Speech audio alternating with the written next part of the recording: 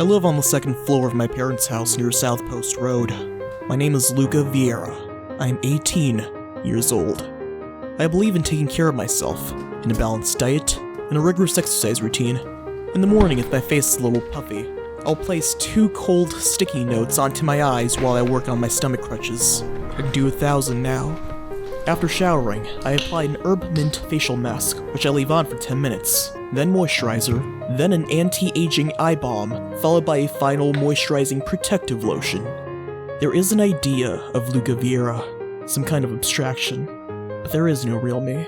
And though I can hide my cold gaze and you can shake my hand and feel flesh gripping yours, I simply am not there.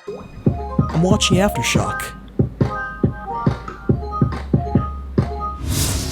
What's up, Cypress Bay? I'm Alex Land. And I'm Nicole Borman, and Aftershock starts now.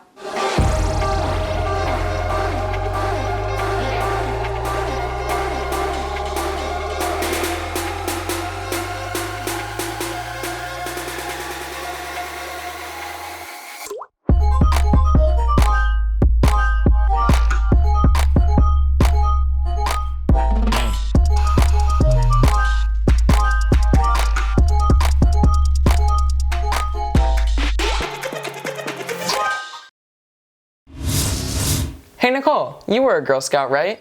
Yeah, why do you ask? I was just wondering what you guys did besides sell cookies. Thin mints are the best, by the way. Here's Bianca to tell us more about one Girl Scout who goes above and beyond to her dedication to the program. Students across the country volunteer and do service projects every day, whether it's beach cleanups or helping out at the local soup kitchen. But one 8th grader from Falcon Cove Middle School decided to take it an extra mile. It's a good way of telling the kids to keep going on. Emma Luckman is a student and avid Girl Scout who wanted to give back to her community in a creative and unique way. So when she had to do a service project for her troop, there was no hesitation in who she wanted to help. The people that go to Joe DiMaggio aren't the most rich people in the world, so it's hard for the parents to make sure that their kids are entertained while also paying for all the chemotherapy. Over the last 2 years, Emma has succeeded in collecting the materials for over 200 cancer care kits. And every last one has gone to a child at Joe DiMaggio's Children's Hospital who were or are still going through chemotherapy and radiation treatments. But it's the contents of the bags that truly make a difference. And then things like candy, tissues, hand sanitizer, lotion. It was all very necessary things. We didn't want to include that many things that kids didn't really need, but we also made sure to include things that kids might want. As she reaches the latter end of her experience with the Girl Scouts, she says that she hopes young girls continue this project for years to come. Bianca Jaramillo, CBTV. What's up, Cypress Bay? I'm Isabella Chiappini, and today I'm going to be playing the Wiki game with 3 of my friends. Basically, we have to make it from one Wikipedia page onto another using only the links found on each page. Whoever gets there first wins. So, without further ado, let's get started. Alright, we're going to be racing from Mount Stromboli to Bubblegum. 3, 2, 1, go. Alright, I'm going to the Greeks. Yeah. We gotta get to the Holy Cross and then Roman Catholicism. I'm in southeastern Europe. I'm just gonna get to America somehow. America makes everything. What is bubblegum made of?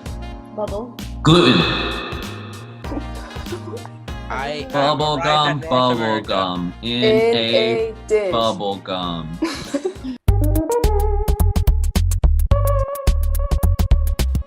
Cornstarch. How is bubblegum not here? Alcoholism. Oh, yes. I'm literally on chewing gum. There's no way that bubblegum is not here. I am on you. Bubblegum. I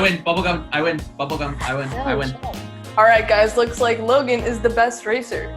I said I was gonna win. He cheated. I said I was gonna win. You cheated. You never said I couldn't cheat. You use scripts. You never said I couldn't cheat. Alright. I'm Isabella Chiappini, CBTV. Bye-bye. My life is a lie.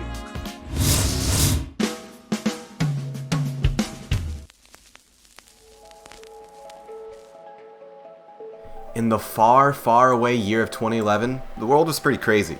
The long-awaited revival of the Planet of the Apes series was finally here. Apple just released their new virtual assistant Siri with the iPhone 4S. Hello there. And Will Toledo, the headman of indie rock band Car Seat Headrest, was in college, busy writing what would become his most well-known and highly praised record. Twin Fantasy by Car Seat Headrest is an amazing album, no doubt about it. Will Toledo just really put everything he could into this album, and it shows. Twin Fantasy is a very personal, very in-depth look at Toledo's life in college. Every single song does an amazing job of pulling you into this nervous college kid's life. Toledo is just supremely talented when it comes to songwriting. Every song paints this vivid picture of Toledo's college life. That's not an easy thing to do, and every song in this album just nails it. Speaking of songs, this album has them, can you believe it? The opening track, My Boy, is just this perfect opener that showcases every single emotion you're going to feel while listening to this record. A couple other highlights include Cute Thing, Nervous Young Inhumans, and the 13-minute long Beach Life and Death. The concepts covered on the song could easily be its own album, but strangely, as a 13-minute long song, it doesn't feel too long or bloated. Every section has its own identity, and it's all catchy and masterfully written. And that's just a recurring theme on every track here. Catchy, memorable songs that'll make you want to get up and dance. I feel like it would be a crime to give this album anything lower than a 9 out of 10. I really recommend this album to anyone who likes indie rock or really any kind of rock in general. Trust me, it's worth the listen. Hi, Cypress Bay High School. This is Sherry Bush, college advisor. Very exciting time of year as we welcome virtually many colleges onto our campus. We've hosted already several exciting college visits, and we have many more to come. So go to the Cypress Bay website and look for more information. So last night we just had our most successful virtual college night. It was a great event and attended by many. If you missed it, the link is on the Cypress Bay website under college advising. And seniors, so important. October 1st, Bright Futures and FAFSA is opening up. You must sign up for both, and we will be sending you directions on how to do that. Don't miss out. Imagine a world without women's or LGBTQ rights. That would be awful. Why do you say that? The world would look something like that without the society-changing contributions of Ruth Bader Ginsburg. Here's Alex to tell us more about the legacy she left behind. RBG. Just 3 ordinary letters, but Ruth Bader Ginsburg made them iconic. Unfortunately, this past Friday, September 18th, the Supreme Court justice passed after a long battle of metastatic pancreatic cancer.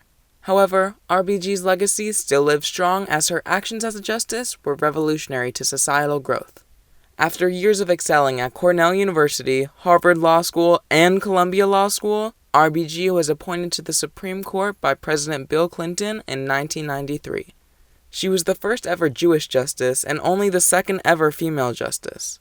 In the words of Chief Justice John Roberts, the resolute champion of justice advocated for rights of several minorities throughout her 27-year term, heavily for women's and LGBTQ+ rights.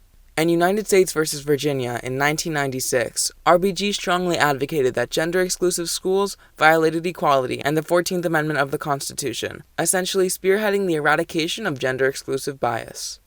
In Obergefell v. Hodges in 2015, RBG spearheaded the 5-4 vote in favor of granting same-sex marriage in all 50 states, which was a giant step forward in societal growth and acceptance for the LGBTQ+ community. RBG had a quintessential impact on society, and her efforts will never be forgotten. Ruth Bader Ginsburg left us with one final wish, to not be replaced until after the upcoming election. Alex Land, CBTV.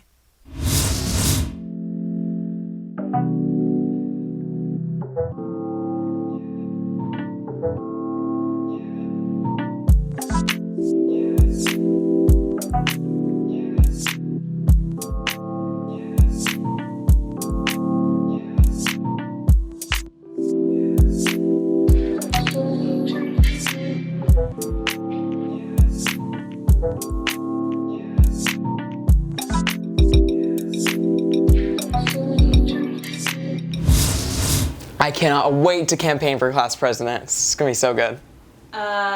Alex? Yeah? The winners have already been announced. What?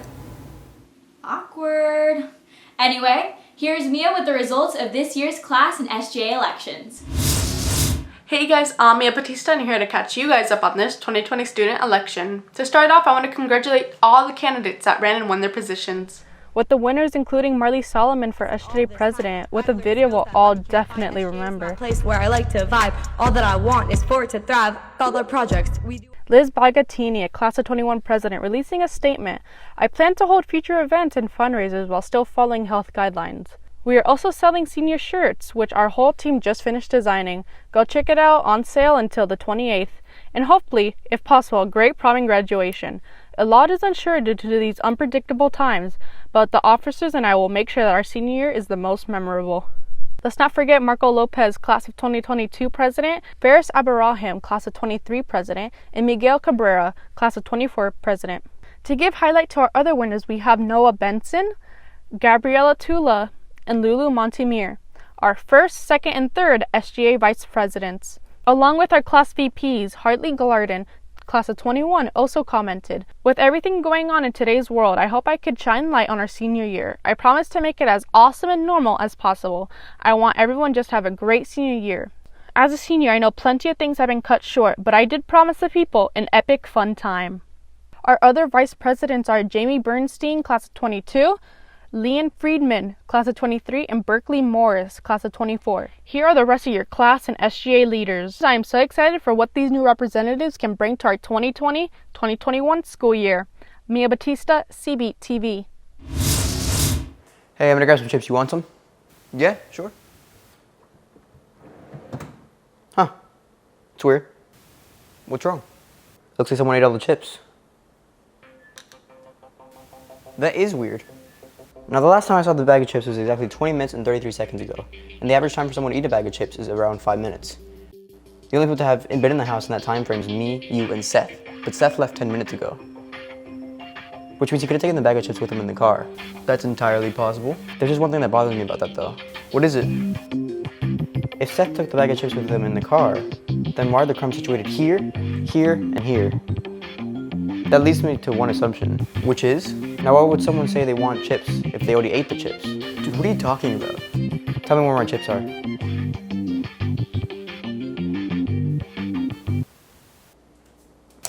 How's everything going on here? Alright, well, let me know if you need anything. You want some ice cream? What's up, Cypress Bay? I'm Logan Sillig, and today I'm going to be talking to you about two of my favorite video game genres, roguelikes and roguelites.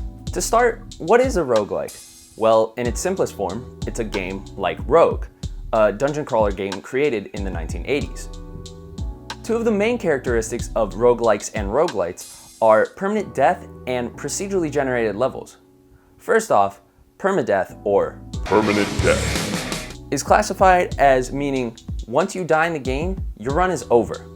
You don't get to keep anything, and your next run, you start fresh. Next, procedurally generated levels is what ensures your game won't be the same on each playthrough.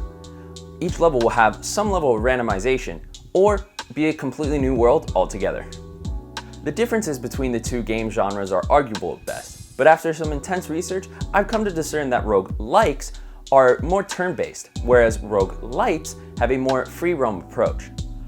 Another difference is that roguelites offer some level of progression in the game, such as unlocking a new item that you can find on later runs. Well, I hope you guys learned a little bit more about my favorite types of video games. See how far you can get. I'm Logan Seelig, CBTV. Hey Alex, I did a segment this week on a neurological implant that gets put into your cranium that detects neuronic action potential spikes. What does that mean? It's a chip that knows how you feel. Oh, I don't need a brain chip. My brain's already at its apex. Look, I can tell the future. The next segment's gonna start now. Ooh.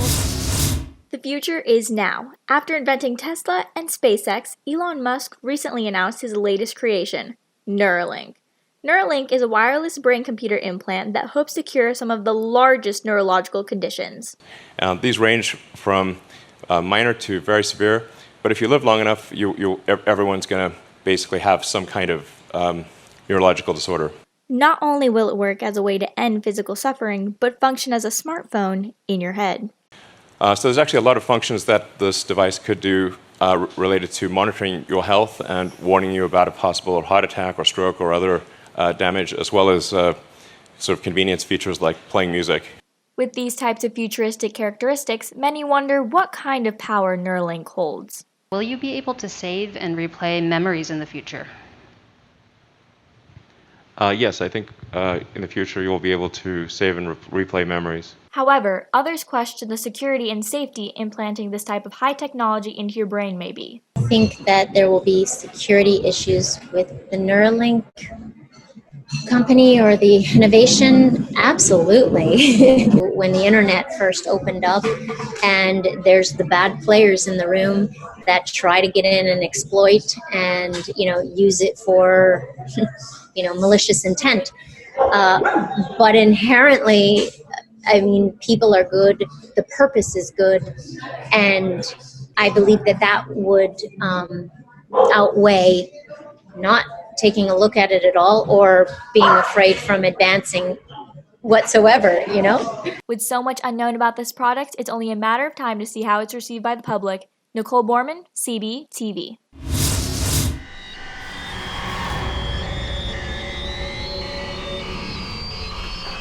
Guys, there's a black hole inside! This is what would happen if you went inside a black hole. Nothing. Well, not exactly. You see, black holes are some of the most interesting things in the universe. They have so much energy inside them, they literally bend space and time. But then, what would happen if you went inside of a black hole? Let's say you were aboard a spaceship with your crewmates, and they blasted you into space because you were being sus. From the spaceship's perspective, your body would slowly fall into the black hole, and then it would get slower and slower. This is because a black hole's gravitational field warps time, so the closer you get to it, the slower it looks to an outside perspective. This slow fall would continue until you reach something called the event horizon, aka the point of no return. From the spaceship's view, at that point, your body would just stop. And then it would become redshifted until it disappeared. Anyway, I hope you enjoyed that little talk about black holes, and remember, there is no possible way we could ever actually see a real black hole. As always, I'm Luis Rodriguez, CBTV. There have been very few occasions that have had me truly inspired. There have been none quite like this. Hi, welcome to McDonald's. How can I help you? Hi, how are you? Can I get the Travis Scott meal?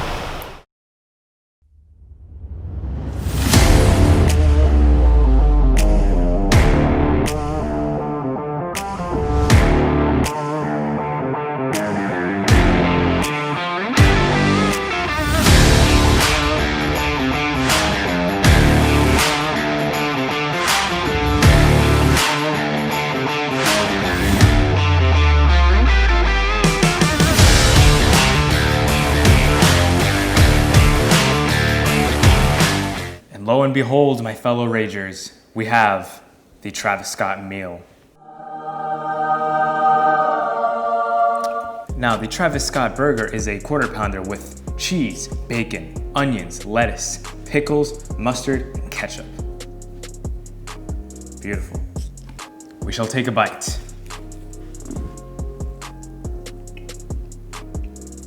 You know, I have to say, it's lit. Now, I'm not sure if it's the room I'm in or this ice cold Sprite, but I've been getting those goosebumps every time. All right, my Ragers, I'm gonna have to give this an Astro out of sicko mode. Thank you, Cactus Jack, for sending me. And I'll see you all in the next review. Here's Sebastian with this week's sports.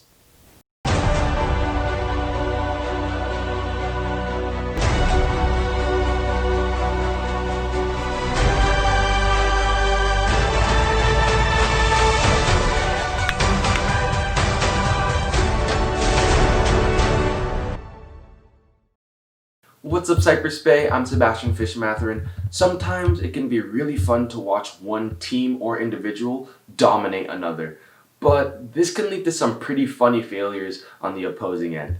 Here's Patrick reacting to some funny failures in sports. Let's get ready to fumble!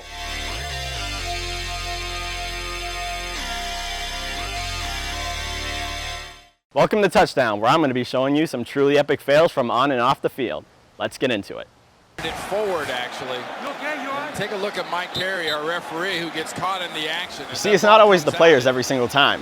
Make one wrong call and you'll get caught up in the mix. Then the ball comes loose, and actually the ball probably belongs. So what's interesting about this one is when you fall, you can always get back up again. And down again. This demonstrates real good sportsmanship. Josh Hart has to worry. You see how we went for the high five? Hart just lost the bat. Oh, and then put it into his own chin. Those were my top 3 epic sports fails. Patrick Glober, CBTV. That's all for this week's Lightning Athletics. I'm Sebastian Fish-Matherin, CBTV Sports. That's all for this week's episode of Aftershock. If you want to watch previous episodes, check out our YouTube and follow us on all of our social medias at Cypress Bay CBTV. I'm Nicole Borman. And I'm Alex Land. Thanks for watching.